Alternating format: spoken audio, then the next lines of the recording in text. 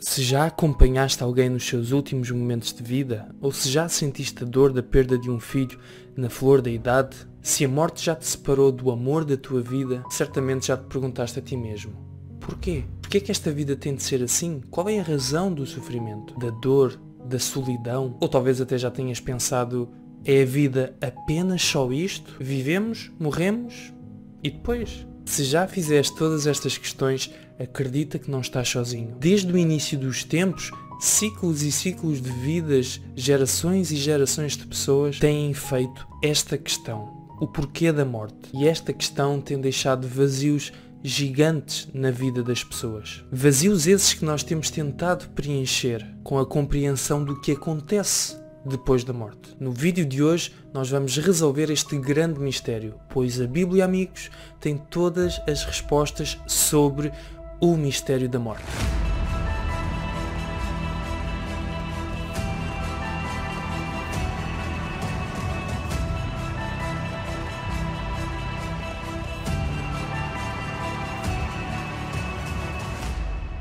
Será que existe alguém na Bíblia que nos pode desvendar este mistério? E o que vivo e fui morto, mas eis aqui estou vivo para todo o sempre. Amém. E tenho as chaves da morte e do inferno. Jesus tem todas as qualificações necessárias para resolver este grande mistério. Como nosso Criador, Ele sabe exatamente o que é necessário para dar vida. E Ele mesmo experimentou a morte. Jesus experimentou a morte e Ele agora está vivo para nos explicar este obscuro mistério. Vamos então ver como surgiu o primeiro homem. E formou o Senhor Deus o homem do pó da terra, e soprou em seus narizes o fogo da vida, e o homem foi feito alma vivente. Deus criou-nos, formando o nosso corpo dos elementos do pó da terra, e soprou o fogo da vida. E desta forma o homem torna-se uma alma vivente. Vamos olhar mais de perto e perceber que fogo da vida é este que Deus soprou no homem. O Espírito de Deus me fez, e a inspiração do Todo-Poderoso me deu vida.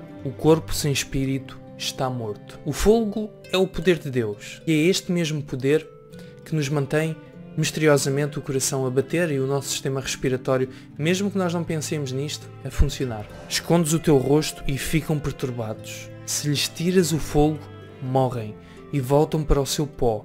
Envias o teu espírito e são criados, e assim renovas a face da terra. Este salmo também esclarece muito bem esta questão.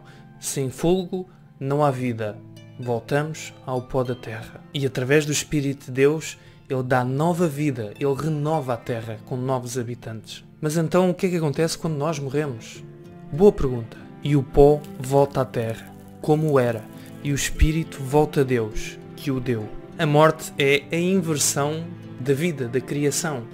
O pó volta à terra e o Espírito, o fogo, volta para Deus. E nós não devemos confundir o fogo de Deus, que é poder de Deus, com a alma, porque a alma vivente é o próprio ser humano. Fogo não é a mesma coisa que alma.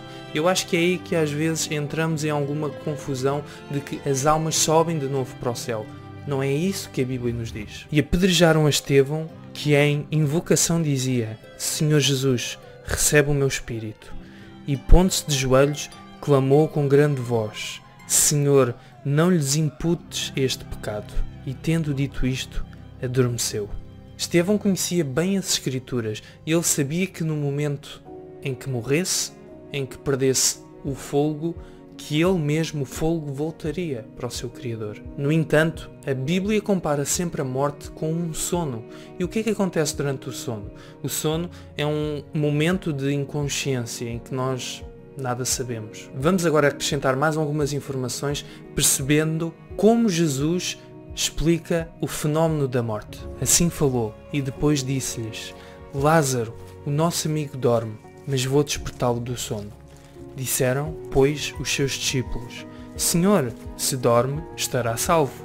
Mas Jesus dizia isto da sua morte. Eles, porém, cuidavam que falava do repouso do sono. Então Jesus disse-lhes claramente: Lázaro está morto. Jesus comparou a morte com um sono.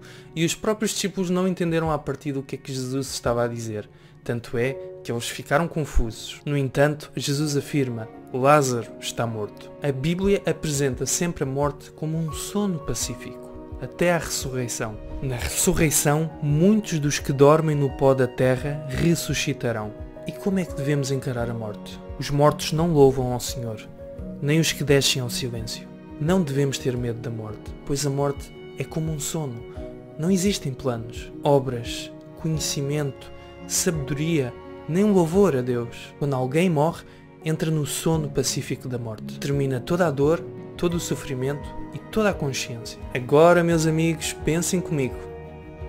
Se nós fôssemos para o céu, não faria sentido nós louvarmos ao Deus que nos salvou constantemente, diariamente, mas aqui diz que os mortos não louvam ao Senhor. O sono da morte, meus amigos, não é o nosso destino final. É apenas um destino temporário, até ao dia da ressurreição, quando formos salvos, os que forem salvos. Então os filhos de Deus não vão para o céu quando morrem? Sim, é isso mesmo. Homens e irmãos, seja-me lícito dizer-vos livremente acerca do patriarca Davi, que ele morreu e foi sepultado, e entre nós está até hoje a sua sepultura.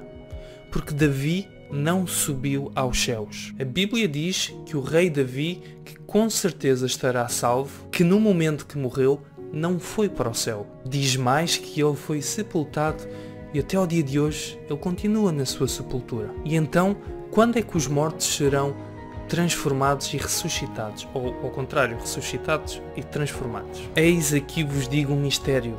Na verdade, nem todos dormiremos, mas todos seremos transformados. No momento, num abrir e fechar de olhos, ante a última trombeta, porque a trombeta soará, e os mortos ressuscitarão incorruptíveis, e nós seremos transformados. Porque convém que isto que é corruptível se revista da incorruptibilidade, e isto que é mortal se revista da imortalidade. E quando isto que é corruptível se revestir da incorruptibilidade, e isto que é mortal se revestir da imortalidade, então cumprir-se-á a palavra que está escrita: tragada foi a morte na vitória. Estes versículos lindíssimos garantem que Jesus não esqueceu dos seus santos, fiéis, amigos que estão mortos, que estão adormecidos. Ele enviará os seus anjos no regresso de Jesus para os reunir a todos. Eles serão ressuscitados no soar da última trombeta e ao som da voz de Jesus.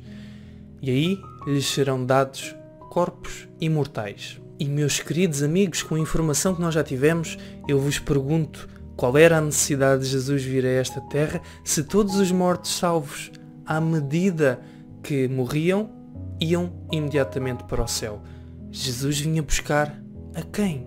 Eu sei que muitos podem ter uma crença contrária e eu sou sensível a isso. Eu não quero aborrecer ninguém.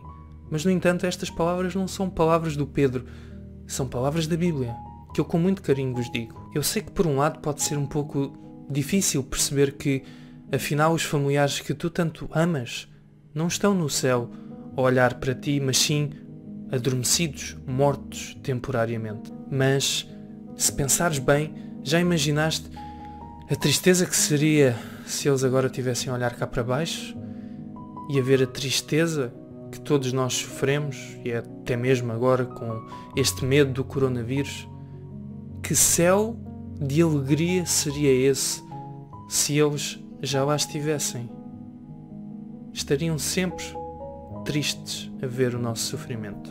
E agora, falando sobre os que se perdem, os perdidos, o que é que será deles? Será que ardem eternamente? Que o mal é preservado para o dia da destruição e arrebatado no dia do furor?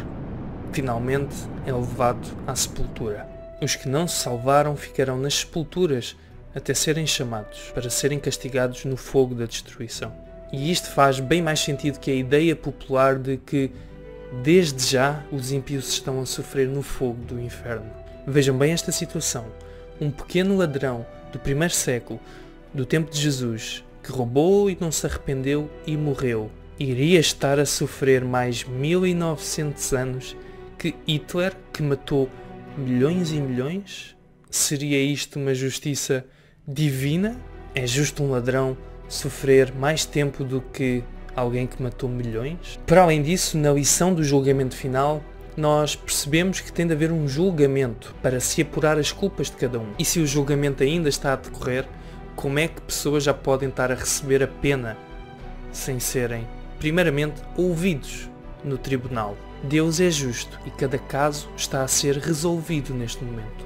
E só no dia da ressurreição é que cada um receberá o veredito final. Resumindo, há um princípio e fim para cada ser humano. Uns serão mortos e outros viverão eternamente. Sendo assim, o que nós podemos falar sobre a imortalidade da alma. Então a serpente disse à mulher: certamente não morrereis. A primeira mentira foi contada no Jardim do Éden.